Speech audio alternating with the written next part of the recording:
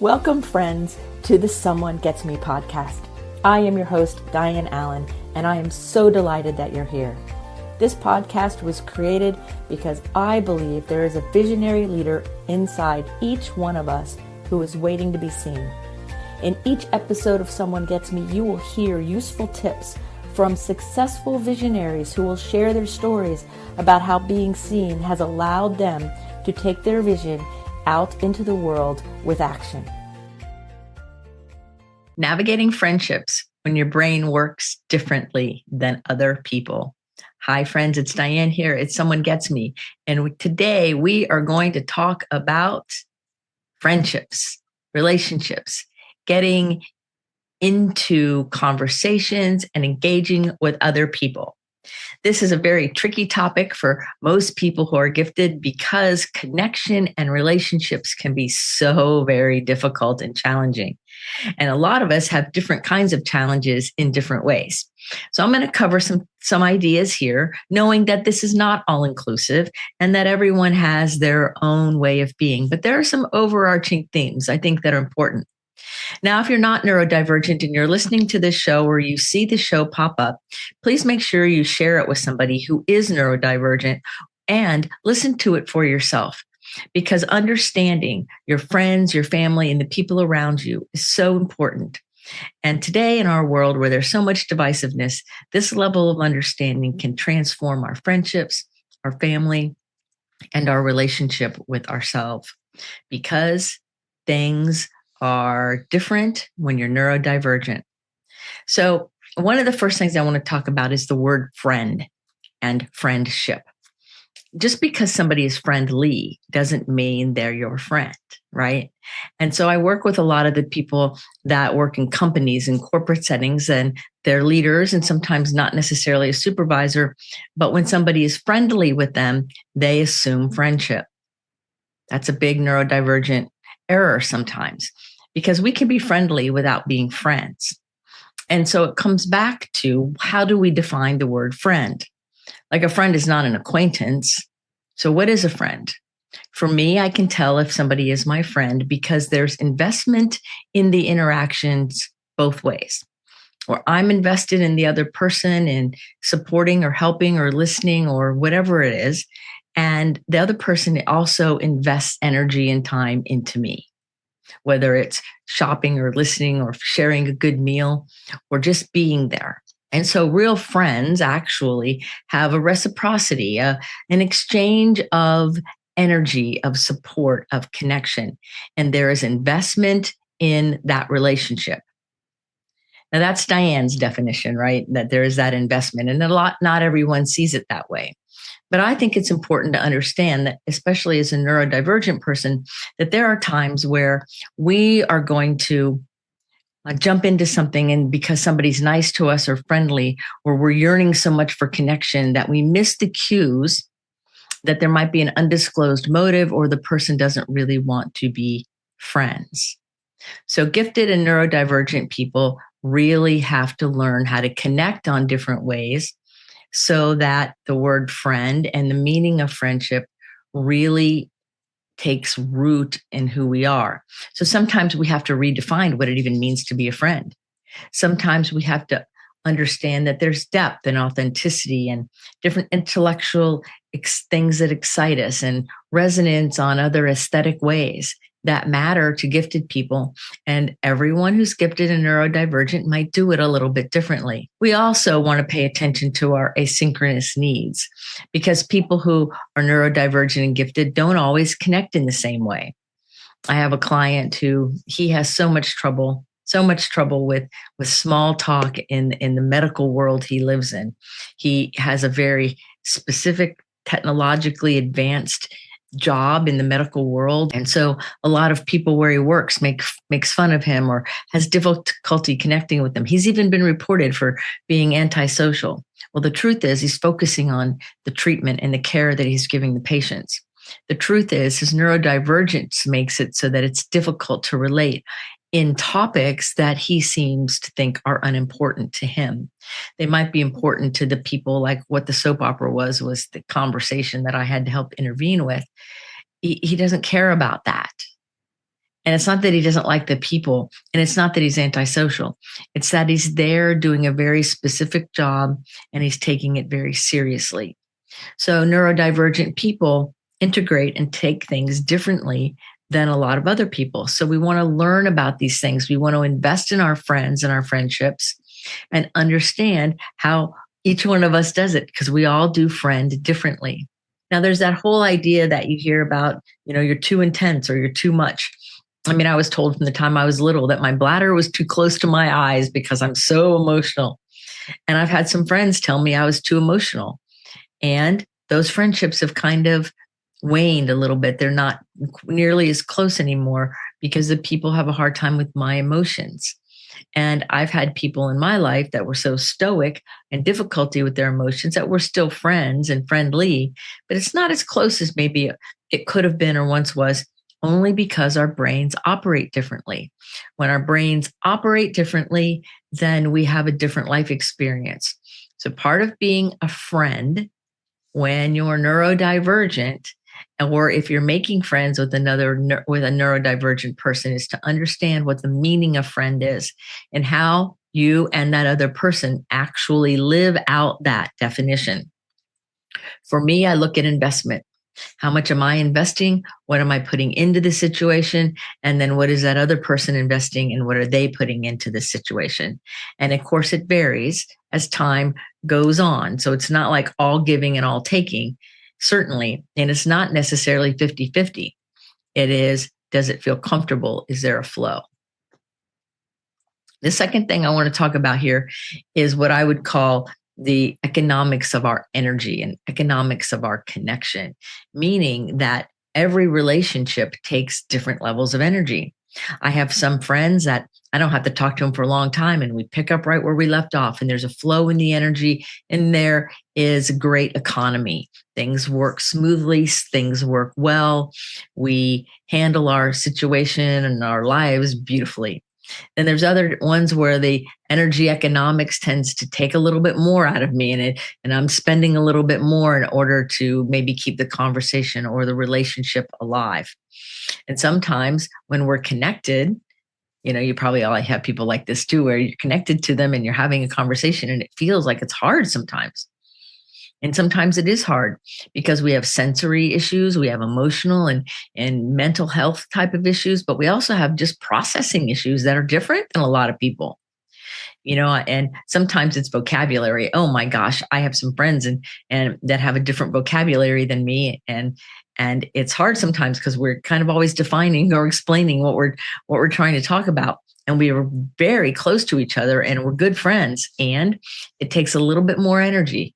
It's not as economical to get into a scholastic kind of meaningful conversation because we use different language to mean different things. And so we have to do a lot of defining. It takes a lot of effort to do that.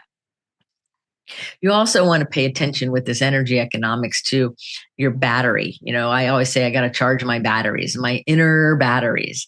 And so for some of us, being in a social setting or a big event for a long period of time drains us. Some people are more drained being by themselves. Sometimes we get in a conversation that is enlivening and we get charged up, and now we have more energy after than when we went into the conversation. And the opposite can also be true, where we're in a conversation and it feels so heavy that when we're done with the conversation, we can feel heavy or spent, tired, if you will. And so we want to pay attention to where's our battery level. Like right now, my battery's pretty charged up. I was just interviewed on an amazing podcast about neurodiversity. I've talked to some people today. I've worked with some people. I've created some things. And now I'm here talking to you about the thing that brings me such great joy. And that is our neurodivergence, our giftedness, the fact that we as a collective group of people are here with a mighty purpose, and how exciting that is. And so for my energy, my batteries charge right on up because of that. And sometimes though, it can kind of get a little tired and I'm like, "Ooh, baby, let's get through the day." And there's no wrong answer. There's nothing bad about any of it. It's just pay attention. Now I want to shift my attention a little bit here to the meaning of words. I kind of mentioned it a minute ago, but what really matters, I think, is that we understand the meaning of the words we use. Now, when I was very young, my mother used to always say that to never use a word you don't know the meaning of. In fact, one of the first books I ever read, if you will, it was a dictionary. I really love words. I know it now. I got it from my mother and my maternal grandmother, who was also an author. And I love the meaning of words, and I love the varied meanings of words and different spellings and things. So I love vocabulary. And not everybody uses the same word to mean the same thing. And so when you're gifted, it's easy to use a word that somebody else may or may not know the definition of, or to use a definition different than the common definition. And so that can sometimes lead to misunderstandings. It can sometimes lead to somebody nodding their head and not understanding the meaning of what you're trying to say. It can also lead to what I would call like a static interference in a friendship or a relationship, because I'm speaking with one language set and the other person is expressing themselves with a different language set, and they may not exactly mesh. And so sometimes it behooves us to really listen to the other person and listen to ourselves so we can begin to get on the same page, literally, to understand that sometimes when we have awkward communication or things feel off, it's because two very smart people trying to engage can be using different nuance, different language, different ways of approaching a situation. So our skill set and our hyper awareness and all of these things that we have can sometimes work against us, because we're going to nitpick maybe, or maybe we're going to not understand that it's important to translate what we're saying, and not in a demeaning way, but in a way to make sure that we're heard in a way that matters to us. So I'm often saying, are you sure you know what I mean? Or I'm asking people what they mean by a certain word, because the chances are pretty high that their definition and my definition might be a little different. They could be really different, but they're at least a little different. And I want to understand what the person's saying. Again, that goes back to investing. If I'm invested in my relationship with you, I'm going to ask you the meaning of things or what you mean by something, so that, first of all, there's less miscommunication, but also so I can be connected to you and we can be on the same page. That's called investment in the relationship. Asking the questions and listening with attention and intention, and being sure that to the best of our ability, we're on the same page. And that takes effort. It takes investment on both people's parts. Now, it also gets tricky when there's a challenge in the relationship, right? Where we have a disagreement maybe, or a miscommunication. You know, sometimes a miscommunication involves not getting a return phone call, or texting somebody and they don't respond, or somebody says I'll call you later, and for them it means I'll call you later in our lifetime, where that person might think that they're going to call later today. I used to think that when somebody said I'd call you later, I thought it meant later that day. And then I realized I ran into all these people who later meant sometime in the future. So does later mean that day or that week or what? So we want to make sure that we don't end up having rejection sensitivity and feeling like we're being ignored or dissed or rejected by people who care about us because we use the words differently. So sometimes when somebody says, you know, they'll call later, for using that example, I say, okay. And then I might ask a clarifying question. Later when? Are we talking today or later? Like, you know, and then they usually laugh at me. I'm like, well, I just want to know if I'm to watch my phone today or if it's going to be some other day. I don't really care when. I just want to know which it is. And most people understand that. But understand that we as humans often make all of these judgments and assumptions about what we think other people mean and what we think the other person's agenda is. And sometimes we don't even know what our own agenda is. And sometimes we don't even know the meaning of our own words. Many times I have asked people when they use a word I don't know, and I say, whatever that word is, what does it mean? And they can't tell me what it means. Now, they think they know what it means, or maybe they've heard it somewhere and they're repeating it in the same context. But that doesn't mean that's the meaning that they're using. So do you see that having friendships, when your brain works differently, takes a little bit more investment, takes a little bit more understanding, takes a little bit more attention and intention to the nuance of the relationship and the communication and the energy. You know, I think the economics of our own energy usage and the value that we put on our friendships is so vitally important. And the last thing I want to mention that has to do with friendships in this space, it has to do with cultivating kindred connections.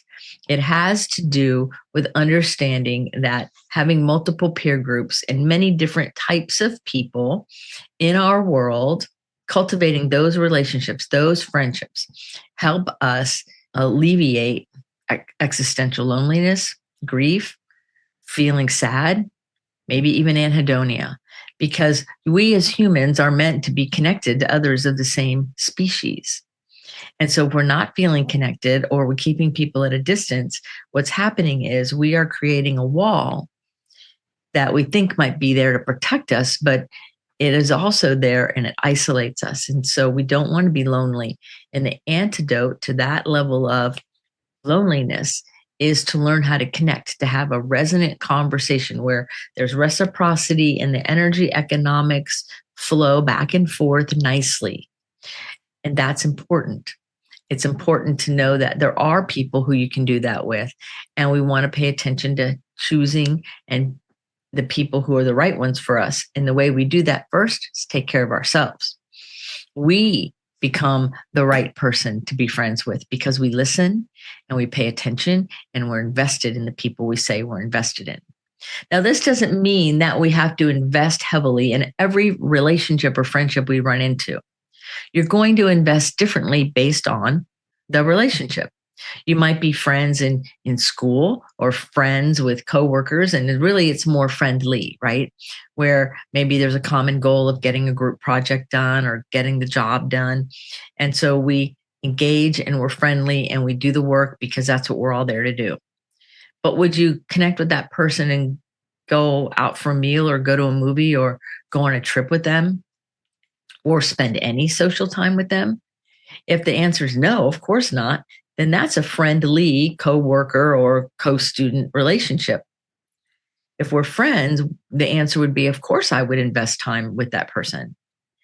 And there's no wrong thing here. It's we want to have clarity. We want to have understanding that if we're going to build friendships as a neurodivergent person, we don't want to misread it. We don't want to be thinking somebody is a friend and investing in us when they're not, because they won't be investing. They won't be meeting our need. And then therefore we will start feeling rejected. And then once we start feeling rejected, that can cascade into all kinds of things when really it's not about rejection at all. It's about misreading the definition of friendship for you and or the other person. So we want to have clarity of those things, pay attention to those things. We also want to know that you, as a neurodivergent person, will often, when you set out on a personal growth and development journey, like all the people I work with are, you outgrow people. You know, I help people get sober in 12-step programs, and some of my people outgrow their sponsors and outgrow some of their initial support circle. Not because anybody's better or worse, but because that's what gifted people do. Neurodivergent people will tend to outgrow others around them. That's totally fine, but be aware of it. I have somebody I'm working with now that he's outgrowing some of his previous support system. And nobody's done anything wrong. He's just growing fast. And so he's learning that when we grow and a relationship or a friendship that once was harmonious and beautiful and we were connected now seems misaligned and kind of off, right? That it's time to release that relationship and that friendship so that we can keep moving and that other person can keep moving toward their goals, toward their life happiness. And so that level of change is deep, and sometimes there's grief with it, and sometimes there's relief with it. There's all kinds of things.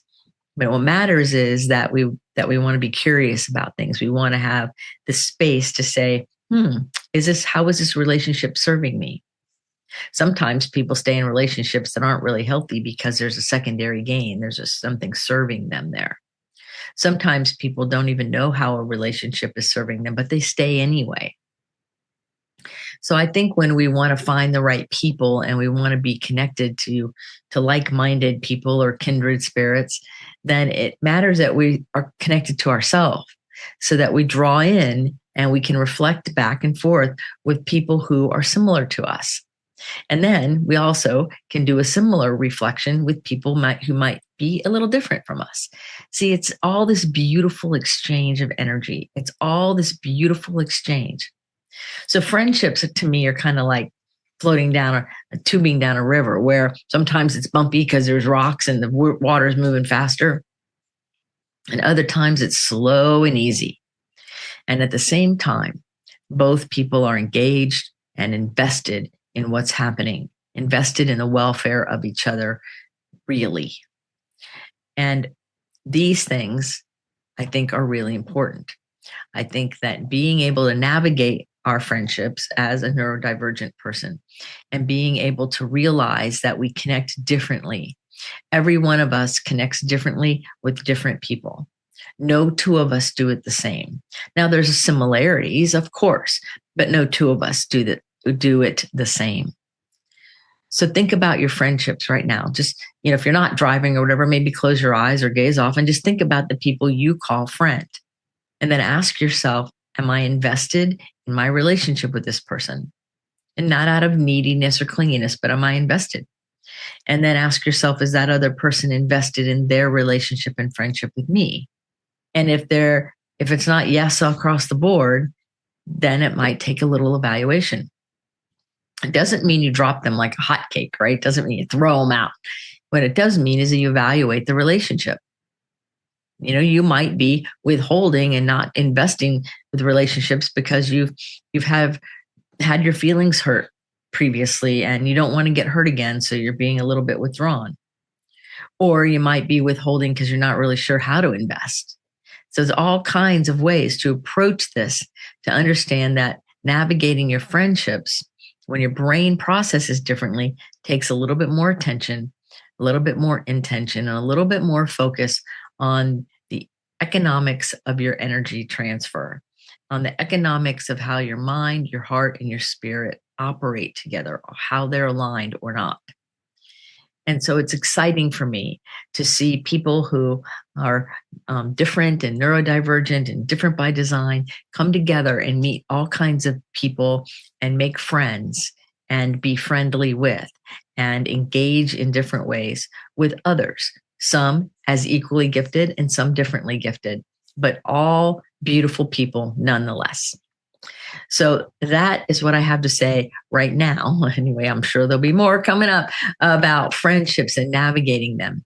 Be careful not to let miscommunication or a misunderstanding put a rift in a friendship. If you think somebody means something, and you're not sure, ask them what they mean, right? Make sure that there's clear communication and you're using the same definitions of the same words. Remember that if you're feeling a little awkward in some situations, that really what you're trying to do is be authentic, and that's a good thing. Sometimes we learn how to shrink so that we don't send any ripples out into the world. And I want to encourage you to stand in your sovereignty, to release the idea that you have to play small or you have to shrink, because really you're here to bring your beautiful light to the world, whatever that looks like and however you want to do it. That part is up to you, and it's fun. It's fun to do all kinds of different things. So I want to leave you with a little story about this person. She was pretty amazing, and I met her a long time ago, probably around 10 years ago, I guess now. And we hit it off right away. We were in a business event that was kind of networking and kind of an education thing. And it was really fun. And we really hit it up. It was like we were best friends right away. And then what happened over time was that she would invest some in the relationship and then I would invest some in the relationship. And it seemed pretty balanced. And I could see that she was neurodivergent, but she couldn't really identify it. She didn't really know she was, but she was. And so she had difficulty with some of her conversations and some of building rapport and communicating sometimes because she didn't know how to work with her neurodivergent brain because she just thought she was like she was. But I could see that. And so I had a little bit more awareness of it, and I would still invest in the relationship, and so would she. And many years have passed and we're still friends. But the difference that we've had over the years is that now, because she is developing and growing personally and learning things, her understanding of her giftedness and neurodivergence has changed dramatically. Because it's changed dramatically, she's able then to have more quality relationships with her family, with her friends, with herself. And that all comes because she made the decision to be open minded and grow and change and evolve. It all comes because at some point, we all decide that we're going to quit fighting and we're going to be who we're authentically meant to be. And she started doing that. And every once in a while, she'll call me and tease me about how I always ask the hard questions and it was really difficult for her. But she was willing to look deeper into herself and see the beauty that she's bringing in the world. And today we get to totally support each other in all kinds of amazing, great ways. And the most important thing of all is that she's authentic and I am authentic. And we can be colleagues, we can be friends, and we can also go off and goof off together. All of those things happen because we have invested in different levels over a period of time. So it's changed and moved and is fluid. So if you think your friendships are static, you'd be missing the mark. This is all fluid. It's moving all the time.